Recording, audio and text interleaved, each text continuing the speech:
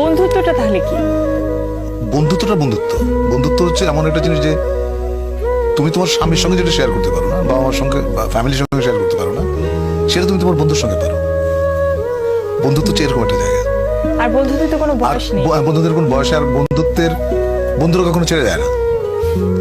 পৃথিবীর সবাই চলে যাবে, তোমার আমার মেয়ের বিয়ে হয়ে গেল কিছু, সে আমাকে ছেড়ে চলে গেছে, সবাই ছেড়ে চলে যাবে, বাবা মরে যাবে, মা মরে যাবে, কিন্তু বন্ধু কখনো হারায় না।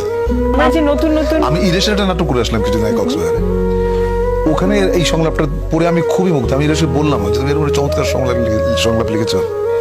ইরেশ জাকিরের লেখা। হ্যাঁ। আচ্ছা। তো ওখানে সংলাপ ছিল যে সবাই চলে যায়, তখন আমি বলি শুধু বন্ধুরা ছাড়া।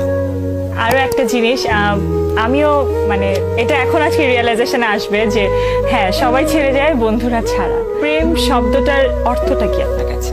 প্রেম যে একটা ছেলেতে মেয়েতে হবে আমার কোনো কথা নেই। তুমি হয়তো বাড়িতে একটা গাছে পরিচর্যা করো, তার সঙ্গে তোমার প্রেম হতে পারে।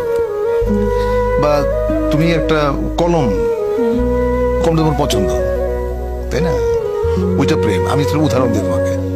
ধরো তোমার একটা কলম আছে, তুমি ট্রাভেল করছো ট্রেনে বা প্লেনে, সেম একটা কলম তুমি যদি আরেকটা লোকের কাছে দেখো, তুমি কিন্তু তার সঙ্গে এক ধরনের ইন্টিমেসি ফিল করবে। প্রেমের ব্যাপারটা অনেকটা এইরকম। প্রেমের মধ্যে কোনো স্বার্থ থাকতে পারবে না, এবং প্রেম প্রেম মানে একজন আরেকজনকে কেয়ার করবে, তাই না? প্রেমের দুজন মানুষের মধ্যে যে প্রেম, সে প্রেমের ক্ষেত্রে সবচেয়ে বেশি ছাড় একজন আরেকজনকে দেবে।